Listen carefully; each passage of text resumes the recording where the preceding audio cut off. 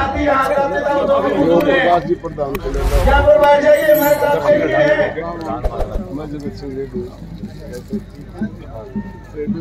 लिए अपने आपके पदाधिकारी का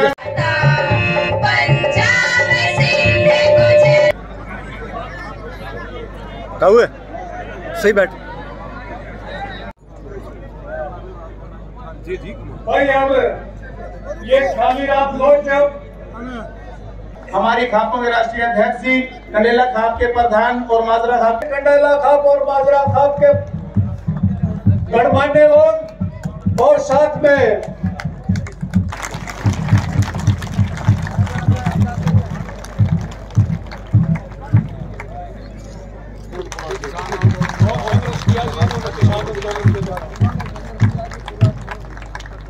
हमारे कंडेला खाप व माजरा खाप के प्रधान और सभी खापों के प्रधान व हमारे बुजुर्ग नौजवान साथी व माताएं बहनें जो यहाँ पर पहुंचे हैं, मैं उनका शुक्र गुजार हूँ, उनका धन्यवाद करता हूँ। जो यहाँ आने पर राज्यपाल के पद पर होते हुए भी भाईचारे के नियम व अपनेपन निभाने में जो भूमिका माननीय सत्यपाल जी मलिक ने निभाई, वह कोई भी कदम जो बढ़ाया है उसका मैं तहे दिल से शुक्रगुजार हूँ। ये तो प्रोग्राम पहले होना था, सिर्फ कोरोना की वजह से थोड़े लिए अपने सत्यपाल जी मतलब बधाई के पात्र हैं, जिन्होंने किसान मजदूर की आवाज को उठाकर कामयाब बनाया। ठीक है जी, धन्यवाद। ओके। श्रीमती शीला जुलानी जी, श्रीमती पूनम रेटू जी, श्री बारूराम मुखगढ़ जी, ये भाई स्टेज पे आ जाए। विजय रेटू भाई जो कबड्डी के प्लेयर है वो भी ले ले। ठीक है, बना दो। ठीक है, और थोड़ा उस्ताद लाइव चल रहा है इधर। हमारे एडवोकेट साहब ग्रुप में ही आ जाएं, वो नाम उनके अनाउंस कर दिए थे। बस ठीक है, छेड़ा ना प्रेम। ठीक है, यहाँ नहीं दिखता यार, उनका चेहरा नहीं दिखता। हाँ बस ठीक है। गुड़िया यहाँ और जरा दूर, थोड़ा पीछे। ठीक है, ओके सर। ये सारी आएगी सर। ले हाँ। आप पंचायत श्री ओम प्रकाश जी कंडेला प्रधान कंडेला खाप, श्री महेंद्र रेडाल जी प्रधान माजरा खाप। हमें गर्व होना चाहिए हमारे समाज के ऐसे मसीहा जिन्होंने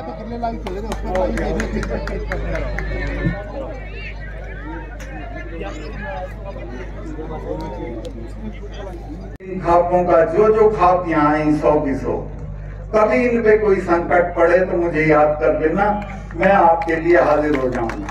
बहुत बहुत धन्यवाद। इकट्ठा रहो, अपने सवालों को समझो और उन पे लड़ने की आदत डालो।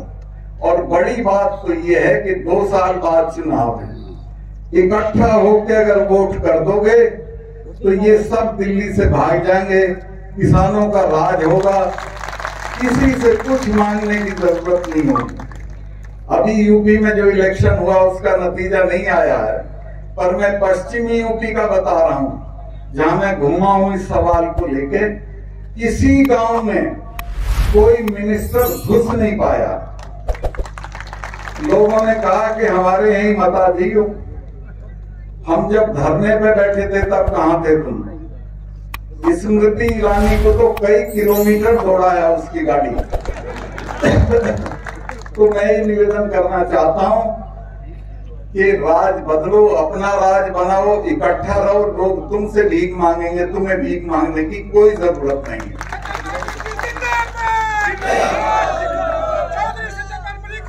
मैं बहुत लंबा, हालांकि मुझे बहुत लोगों ने बड़े बड़े लालच दिए, बड़ा समझाया कि उपराष्ट्रपति हो जाओगे, राष्ट्रपति हो जाओगे। मैं कहा छोड़ो यार, कुछ नहीं होता उसमें। मैं अपने लोगों के साथ रहूंगा, जिनमें पैदा हुआ हूं उनके साथ रहूंगा, उनको मैं नहीं छोड़ सकता हूं। और मैंने तय कर लिया था पहले दिन से कि अगर कहेंगे तो मैं गवर्नरशिप पे ठोकर मार दूंगा, कोई चीज ही नहीं होती है।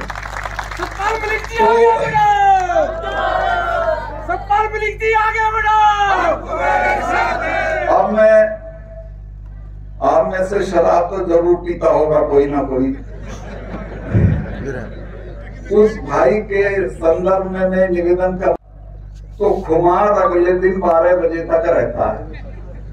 तो इसी तरह मुझको कश्मीर की खुमारी है, इसलिए मैं कश्मीर का भी जिक्र करूंगा, क्योंकि मैं वहां गवर्नर था और वहां एक धारा थी, धारा 370। महबूबा ये कहती थी कि ये हटेगी तो खून की नदियां बह जाएंगी। फारूक अब्दुल्ला कहता था कि कोई झंडा उठाने वाला नहीं मिलेगा, और तरह तरह से डराते थे। और दिल्ली वाले जो हमारे अफसर हैं वो डरे रहते थे इनसे। मैंने प्रधानमंत्री को कहा कि मैं सिफारिश भेज रहा हूं, मेरी सिफारिश पे होता था वो, आप इसको राज्यसभा में पास कर दो और मेरी जिम्मेवारी है। अगर कुत्ता भी भौंक जाए और आप हैरत करोगे कि वो हटी दफा, सारे नेता गिरफ्तार हुए, चिड़िया नहीं बोली। और मेरे पूरे कार्यकाल में मुझे एक भी कारतूस फायर नहीं करना पड़ा। सब मैंने लोगों को डरा रखा था कश्मीर के कि तुम क्या कर लोगे, तुम पे 200 लड़के हैं, ये हमारी फौज का 1 हफ्ते का काम है और हम दुनिया की नंबर 2 नंबर 3 की फौज है, उससे लड़के क्या हासिल करोगे? बातचीत से तुम सब हासिल कर सकते हो। उसका नतीजा ये हुआ कि कश्मीर की जनता ने उस बात को समझा और 370 हटने के बाद भी वहां कुछ नहीं हुआ। किसी को यकीन नहीं था। मैं जिस दिन अगले दिन सुबह मुझे चिट्ठी भेजनी थी अमित शाह जी को, मैंने चीफ सेक्रेटरी को बुलाया और कहा कि ये चिट्ठी भेजनी है कल। बोला क्यों? मगर 370 हट रही है। तो बोला जी ये तो 1000 आदमी मारना पड़ेगा। मैं कहा क्यों? कह ली यहाँ तो रिवाज है, यहाँ तो जब बुरहान वानी मरा था तो 150 आदमी मरा था, ये तो थानों पे चढ़ जाएंगे, तो हथियार छीन लेंगे और आप भी अपनी सिक्योरिटी में से कश्मीरियों को हटा दो। मगर तुम बेवकूफी की बात मत करो, मेरी सिक्योरिटी में यही रहेंगे और मैं इस 370 को हटा के दिखाऊंगा। कुछ नहीं होने का, कुछ भी नहीं हुआ। चिड़िया नहीं मरी, कुत्ता नहीं भौंका और ये नेता शाम को उठवा के मैंने जेल में भेज दिए। लोगों का ये जरूर आया मेरे पास फोन के साहब अभी ने छोड़ियो मत, समझे आप? तो मैं तो बल्कि इस बात से नाराज था कि प्रधानमंत्री ने छोड़ के और बुला के चाय पिला दी, जिसकी कोई जरूरत नहीं थी। शेख अब्दुल्ला 10 साल जेल में रहे थे, ये तो साल ही भर हुआ था इन्हें, तो ये बदनाम थे। मैंने लोगों को कहा कि आपके बच्चे मरते हैं, इनका तो कोई मरता नहीं है, अब के इनको देखने दो। तो खैर एनीवे वो दफा 370 भी हट गई, 27 भी हट गई और कुछ नहीं हुआ। वहां अमन चैन है और अमन चैन रहेगा। तो मैं बहुत लंबा भाषण कर दिया।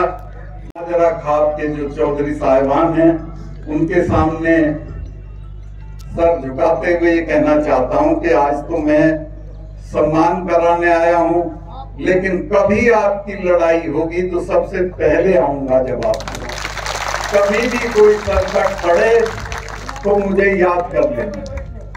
आज मुझे इस बात का अफसोस है कि मैं चबूतरे पे नहीं जा पा रहा हूं, लेकिन फिर किसी वक्त जब वो चबूतरे का काम निबट जाएगा वहां भी जाऊंगा। और ये जो हमारी खापें हैं इनको बड़ा बदनाम करते हैं अखबार के लोग, ये हमारी ताकत है।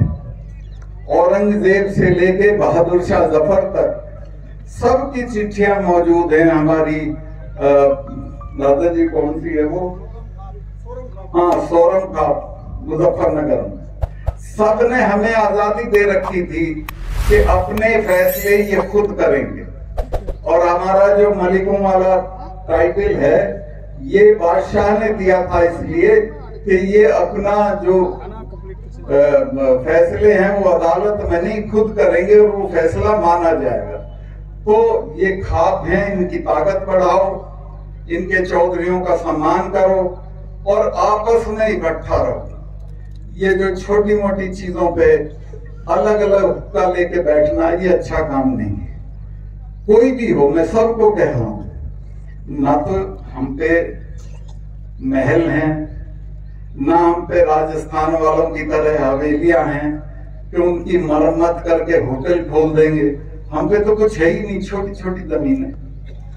और इसको भी आप लड़के खोलोगे तो कहीं नहीं पहुंचोगे। मैं एक बात और निवेदन करना चाहता हूं, तुम पैदा भी नहीं होने देना चाहते, इनको पैदा भी होने दो और इनको कॉलेजों में भेजो। मैं गवर्नर था बिहार में, फिर था उड़ीसा में, फिर था कश्मीर में, सब जगह मैं कन्वोकेशन पे बुलाया जाता था। और आपको जान के हैरत होगी कि अगर 22 गोल्ड मेडल होते थे तो 18 लड़कियों के होते थे, 4 लड़कों के होते थे। ये जहां भी जाती हैं, चाहे वो खेल कूद हो, मैंने तो कहा लड़कों से, मैं कहा यार संभल जाओ, तुम पे तो रोटी भी पानी नहीं आती, तुम कैसे करोगे? कुश्ती का मेडल ये लेंगी, कबड्डी का ये लेंगी, मुक्केबाजी का ये लेंगी, तुम क्या करोगे? तो ये अगर इनको पढ़ाओगे तो बहुत दूर तक जाएंगे। ये इनकी शिक्षा करो, अच्छी जगहों पे भेजो, और शादी होती रहेगी, पहले इनकी पढ़ाई पूरी कराओ। ये पढ़ के अफसर बनेंगी, तुम्हारा नाम ऊंचा करेंगे। इसके अलावा जो आपके लड़के हैं, एक तो मुझे बहुत तकलीफ होती है, पता नहीं आपके यहाँ क्या है, हमारे यहाँ तो वो 40 गांव की चिट्ठी फाड़ देते हैं जब बुड्ढा मरता है। मैंने कहा भाई क्या कर रहे हो? ये 40 गांव के लोगों को खाना खिलवा के सूरजमल हो जाएगा क्या? कर्जे में लदे हुए हैं, लेकिन चिट्ठी 40 गांव की फाड़ते हैं। ये रिवाज बंद करो, दहेज बंद करो, अपने बच्चों को बढ़िया से बढ़िया जगह पे पढ़ाओ, और खासतौर से लड़कियों, ये बहुत दूर तक जाएंगी और आपका नाम ऊंचा करेंगी। अभी तो मैं देखता हूँ खेलों में भी, कल मैं देख रहा था, कल हमारी लड़कियां हॉकी में खेल रही थी स्पेन के मुकाबले। सारी गरीब घरों की बच्चियां थी, सारी ट्राइबल इलाकों की बच्चियां थी, और मेरा सीना गर्व से फूल गया जब वो फटाफट गोल कर रही थी। ये लड़के तो हमारे ऐसे ही हैं, फिसड्डी। पर फिर भी मुझे अफसोस होता है कि इन्हें तो ये तो दारू पकड़ लेते हैं बहुत जल्दी और बर्बाद हो जाते हैं। लेकिन ये बच्चियां दूर तक जाएंगी, इनको आप पढ़ाओ, अच्छी जगहों पे पढ़ाओ। ये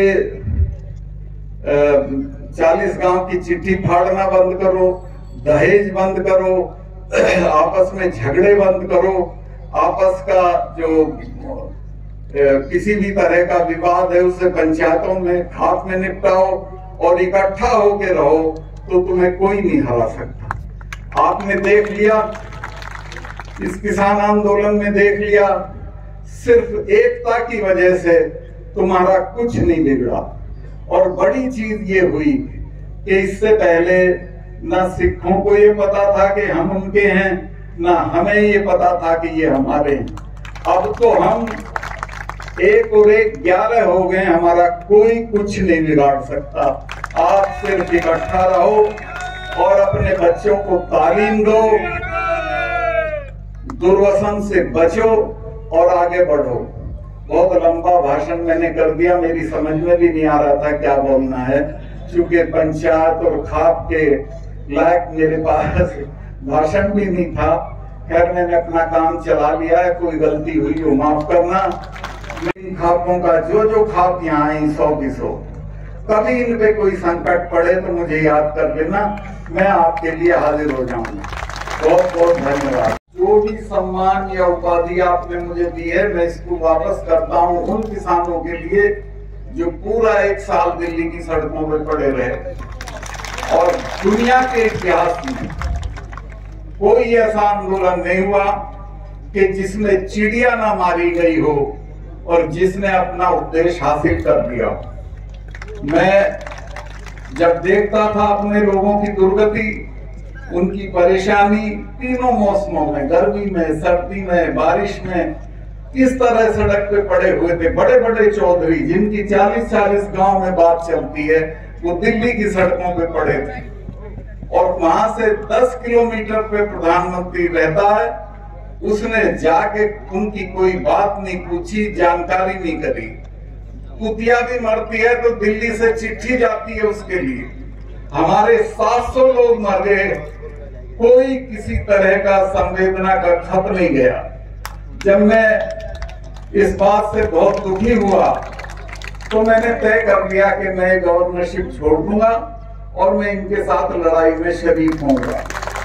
मैं ये बात बताने के लिए, मैं नाम नहीं बताऊंगा, मेरे दोस्त हैं जो मिनिस्टर हैं इसी सरकार में, उनके पास गया कि साहब मैं तो छोड़ रहा हूं। उसने कहा बेवकूफी मत करना, इनके लिए बोल, इनके लिए लड़, इनके धरने पे बैठ, लेकिन छोड़ना तब जब तुम्हें ये कहें दिल्ली वाले कि छोड़ दो, उससे पहले मत छोड़ना। ठीक है। तो मैं प्रधानमंत्री से मिलने गया और मैंने उनसे कहा कि साहब पता नहीं आपको शर्म आती है कि नहीं, मुझे तो बहुत शर्म आती है कि हम पदों पे बैठे हैं और हमारे पुरखे वहां बैठे हैं और उनके साथ क्या क्या हो रहा है। और मैं कहूं उन्हें तो आप उनसे बात करके इस मामले को निपटाएं, चूंकि की तरफ नहीं है। तो खैर मैं नहीं बताऊंगा प्रधानमंत्री ने क्या कहा, लेकिन मुझे बहुत तकलीफ हुई और मैंने तय किया कि इस लड़ाई में अब मैं आखिर तक बोलूंगा।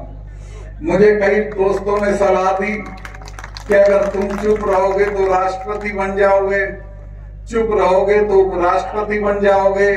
मैंने कहा मैं इन पदों पे लात मारता हूं। राष्ट्रपति मेरे बड़े सम्मानित हैं, अभी रिटायर होंगे 4 महीने बाद, कुतिया भी रास्ता नहीं छोड़ेगी। कुछ नहीं होते ये पद, इन पदों का कोई मतलब नहीं है अगर आप अपने सवालों के लिए लड़ते नहीं हो। चौधरी चरण सिंह जी के साथ मैंने काम किया। वो ये कहते थे कि बेटा तुम्हारे वर्गों के सवाल पे जब कोई बात आए तो कुछ भी छोड़ देना, लेकिन समझौता मत करना। तो मैंने भी तय किया कि नहीं, इसमें मुझे बोलना है और मैं बराबर बोला। और जिस दिन ये कानून वापस हुए उसके तो एक दिन पहले मैंने कहा कि अगले चुनाव में प्रधानमंत्री ढूंढा नहीं मिलेगा, ये सब गायब हो जाएंगे, किसान इनको भगा देंगे। खैर वो अगले दिन ही उन्होंने, उनकी अकल में आई या किसी ने सलाह दी, उन्होंने एक आधा अधूरा सा समझौता कि मैं इनको वापस लेता हूं। हालांकि हमारे अभी भी सवाल वहीं के वहीं हैं और ये आज के सवाल नहीं हैं। चौधरी छोटू राम जी के जमाने से किसान की फसल के दाम का सवाल ऐसा ही खड़ा है। चौधरी साहब मिलने आए थे गवर्नर से। गवर्नर ने कहा कि चौधरी साहब दूसरी बड़ी लड़ाई चल रही है, मुझे गेहूं की जरूरत पड़ेगी। छोटू राम जी ने कहा बहुत अच्छी फसल है, मैं कार से आया हूं लाहौर से, जितना चाहिएगा गेहूं दे देंगे। तो गवर्नर ने कहा मैं 3 रुपए मन पे लूंगा। चौधरी साहब ने कहा कि गेहूं तो ले ले, लेकिन दाम तो नहीं तय करेगा, दाम मैं तय करूंगा और गेहूं मैं 7 रुपए मन पे दूंगा। तो गवर्नर चुप हो गया। चौधरी साहब ने कहा कि हाँ, गवर्नर ने उनसे कहा, चौधरी साहब ने कहा कि गलतफहमी में मत रहना, मैं अभी जा रहा हूं लाहौर, कहता हुआ चला जाऊंगा पंजाब और हरियाणा के किसानों को खड़ा खेत फूंक देंगे, एक दाना तुम्हें नहीं देंगे। खैर गवर्नर डरे और उन्होंने उनके जो चीफ मिनिस्टर थे सर सिकंदर हयात खान, उनको बुलाया और उनको कहा कि भाई तुम्हारा तो मिनिस्टर बड़ा अनाड़ी है, वो तो ऐसे ऐसे कह गया। तो सिकंदर हयात खान ने कहा कह नहीं गया, वो कह देगा तो जल ही जाएगा। अगर उसने कह दिया तो किसान खड़ी फसल फूंक देंगे, आपको नहीं देंगे। लेकिन मैं ये बात इसलिए उठाई, एक तो आप भूल रहे हो अपने पुरखों को, चौधरी छोटू राम को, चरण सिंह को और उनसे पहले के भी जो लोग हैं उनको। हमारी फसल का दाम वो तय करते हैं, हम तय नहीं करते हैं। अब के ये निर्णायक लड़ाई थी कि इसमें एमएसपी लागू हो जाए तो फसल का सही दाम मिलेगा, लेकिन एमएसपी क्यों नहीं लागू हो रही? प्रधानमंत्री का दोस्त है जिसने 50 एकड़ में गोदाम बना दिया है पानीपत में, ये कानून पास होने से पहले। उसको सस्ता गेहूं चाहिए, वो आपका सस्ता गेहूं लेगा और महंगे में बेचेगा। तो ये है लड़ाई बुनियादी। मैं आपसे निवेदन करना चाहता हूं कि अब ये धरने देना छोड़ दो, अब सड़कों पे बैठना भी छोड़ दो, इकट्ठा होके अपना राज बना लो, राज बदल दो, किसी से मांगने की जरूरत नहीं। मैं तो ये गवर्नरशिप का मेरा 6 महीने 7 महीने बचा है, इसके खत्म होते ही पूरे उत्तर भारत में घूम के किसानों को कहूंगा कि एक हो जाओ, इकट्ठे हो जाओ और दिल्ली पे अपना राज बनाओ, ताकि तुमसे लोग मांगे, तुम्हें मांगने की जरूरत ना पड़े। हम मांगते हैं, ये समझते हैं हम भीख मांगे हैं, ये हमें कभी दाम नहीं देते। तो खैर ये बात मैं यहाँ छोड़ते हुए, एक हीर रांझा किसी ने लिखी थी कभी, उसका नाम भूल जाता हूं, किसी बुजुर्ग को याद होगा, तो उसने हमारी बिरादरी के 17 अवगुण गिनाए थे।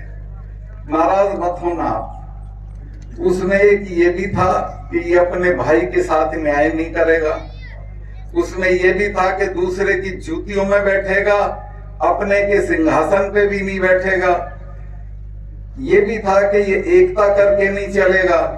तो मैं ये कहना चाहता हूं कि एकता के साथ रहने की कोशिश करो और रहो, इकट्ठे रहो, अपने सवालों पे लड़ो, लेकिन आपस में मत लड़ो। अगर इकट्ठा होकर रहोगे तो दुनिया में कोई ताकत नहीं है जो तुम्हारी बात इस देश में ना चले। मैं एक बात आपको ये भी बताना चाहता हूं कि इस आंदोलन के दौरान जिस दिन टिकैत का लड़का रोया, मैंने भी देखा उसे। मेरा उस परिवार से बहुत पुराना परिचय भी है और उसके बड़े भाई के हमारी मलिकों की लड़की ब्याही है, मैं तो उसे पैसे दे के आता हूं। तो मेरे से भी बर्दाश्त नहीं हुआ। मैंने 11 बजे होम मिनिस्टर को फोन किया और कहा कि ये गलत काम हो गया है, ये रोया है और इसका रोना सारे देश में दिखा दिया मीडिया ने। जींद का तो मैंने ये भी बताया कि लोग सड़क पे आ गए हैं और इसके घर में, इसके घेर में 1000 आदमी पहुंच गया। अगले दिन वहां पंचायत थी मुजफ्फरनगर में। मैं कहा अगर मुजफ्फरनगर की पंचायत में इसके भाई ने कोई हिंसा की बात कह दी तो देश में हिंसा रुकेगी नहीं आपसे। खैर मैं उनकी तारीफ करूंगा इस बात के लिए। उन्होंने मेरे से कहा कि तुम उसको समझा दो। मैं नहीं समझाऊंगा, एक शर्त पे समझाऊंगा, आप अगर ये आश्वासन दे कि उसकी गिरफ्तारी नहीं होगी। उन्होंने कहा कि उसे कह दो उसकी कोई गिरफ्तारी आज नहीं होगी और वो मेरे से बात कर ले। मैंने उसे कहा, उसने इनको फोन किया, ये लाइन पे थे और इन्होंने कहा कि ठीक है कोई गिरफ्तारी नहीं होगी, तुम अपने भाई को कह देना कि हिंसा की कोई कॉल कल की पंचायत में ना दे। उसने कहा ठीक है जी मैं कह दूंगा। तो इस तरह टिकैत की गिरफ्तारी रुक गई और आज मैं ये कह रहा हूं आपसे कि हमें ऐसा मत बनाओ और ऐसे मत बनो कि हमें दूसरों से मांगना पड़े। ऐसे बनो कि आपसे लोग मांगे, आपसे कहें कि ऐसा कर लो। एक जब मैं गया प्रधानमंत्री जी से मिलने तो बहुत नक्शेबाजी में थे। मैं उनका सम्मान करता हूं, कोई बात ऐसी नहीं कहूंगा कि जिससे ये अखबार वाले ले उड़े। तो मैंने उन्हें कहा कि आप गलतफहमी में मत रहना। ये जो सिख हैं ये उठने वाले नहीं है, पहले आप जाओगे बाद में जाएंगे। ये वो हैं जिनके गुरु ने अपने लड़कों के सर कटवा दिए थे 4-4 के। और समझौता नहीं किया था।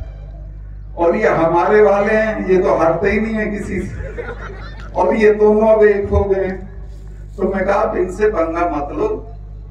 उस सिखों के बारे में मैंने उन्हें ये भी बताया कि जब मिसेस गांधी ने अकाल तख्त तोड़ा तो उसके बाद उन्होंने अपने फार्म हाउस पे 1 महीने तक महामृत्युंजय का पाठ कराया। अरुण नेहरू उनके भतीजे थे, मेरे दोस्त थे। उन्होंने मुझे बताया कि मैंने कहा कि फूफी आप तो इन चीजों पे यकीन नहीं करती थी। तो उसने कहा भैया तू जानता नहीं है इनको, ये मुझे मारेंगे, बिल्कुल नहीं छोड़ेंगे। इन्होंने कोई नहीं छोड़ा आज तक जिसने अकाल तख्त पे हाथ उठाया। और वही हुआ, मिसेस गांधी भी गई, जनरल वैद्य पूना में गया, डायर दिल्ली में गया। तो मैंने कहा साहब किसी से पंगा लेने से पहले उस बिरादरी का मिजाज समझ लेना चाहिए।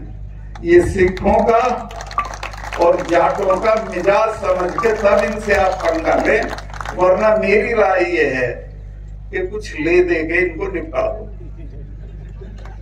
बोले क्या हो? मगर 2 काम मत करना, एक तो इन पे लाठीचार्ज मत करना, दूसरे इनको खाली हाथ मत भेजना। फिर जब वो लाल किला हुआ तो एक किसान यूनियन के नेता भी डर गए कि पता नहीं क्या बड़ा अपराध हो गया। और ऐसा पूरे देश के अखबार और मीडिया में आया कि जैसे देशद्रोह का काम हो गया हो। कहाँ झंडा फहरा दिया था भाई? वहां तो नहीं फहराया था जहां प्रधानमंत्री फहराता है। एक खंबा खड़ा था, उस पे एक लड़के ने झंडा चढ़ा दिया। मैं एक बात पूछना चाहता हूं, मैं अगर किसान आंदोलन का नेता होता तो मैं यही बात कहता कि ये बताओ इस लाल किले पे किसका हक सबसे ज्यादा है? जिन सिखों के गुरु की तेग बहादुर की गर्दन काटी गई हो लाल किले के बाहर, उसके बच्चों का ज्यादा है या और लोगों का ज्यादा है? ठीक है।